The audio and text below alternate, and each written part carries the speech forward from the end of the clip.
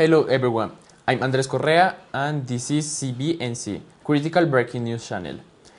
Today I'm gonna show you some important issues around the world to try to understand why our society is in trouble. So let's see our 3 topics for today.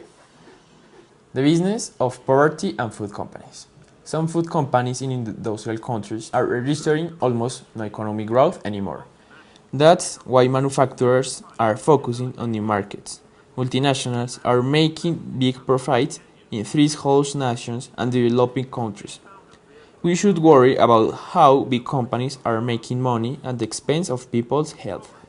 They promise healthy branded quality for everyone, but what they mainly sell are convenience products containing lots of salt, sugar, and flavor enhancers, leading the growing obesity and diseases such as diabetes and in societies that are already burdened by poverty and malnutrition. For many people in third-world nations and developing countries, convenience food made in Europe are a status symbol. So multinational corporations are cashing in on this image by targeting the poor with their advertising campaigns. Women from the slums are trained to distribute the products in their private social circles. These jobs are highly sought after and there's no shortage of women, most of them unskilled, who are very keen to work for international food companies. The companies like to show themselves taking social responsibility in areas where the state does not.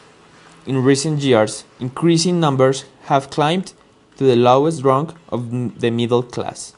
But this group has health problems. Rates of obesity and diabetes are rapidly increasing. The companies are distributing unhealthy products in mass to people while at the same time presenting themselves as benefactors. The greatest risk to pluralism is in young democracies where checks and balances are not yet robust. Is democracy in trouble? This question is no longer outlandish.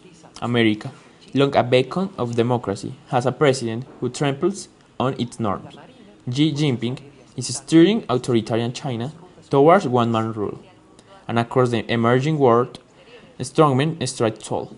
Turkey's President Erdogan, having looked up or purged more than 200,000 Turks for political reasons.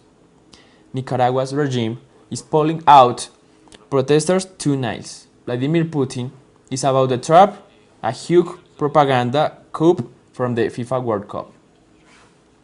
And finally, the deceptive promise of free trade. Global trade is a hot topic of the G7, a group that are composed by the most industrialized 7 countries. Is free trade truly free and fair? What roles do US President Trump, economic powerhouse China, and the EU play in the global trade? When it comes to global trade, it would seem that trickery, threat, and deception are the order of the day. Yet all this takes place largely beyond the reach of the public eye, along with aiming sharp criticism at global export champion Germany. Trump has introduced punitive tariffs and warned of further measures. Will this first wave of protectionism lead to economic isolationism and threaten global free trade? Where are we? And what about those for whom free trade's promise of prosperity increasingly rings hollow? Around the world, many people have come to regard themselves as the losers of globalization. If the true winners of free trade and globalization are not ordinary citizens, has the time come to reverse the liberal orthodoxy of free trade? There are many questions to be answered. This was all for today. Don't forget to subscribe to this channel and see you next week.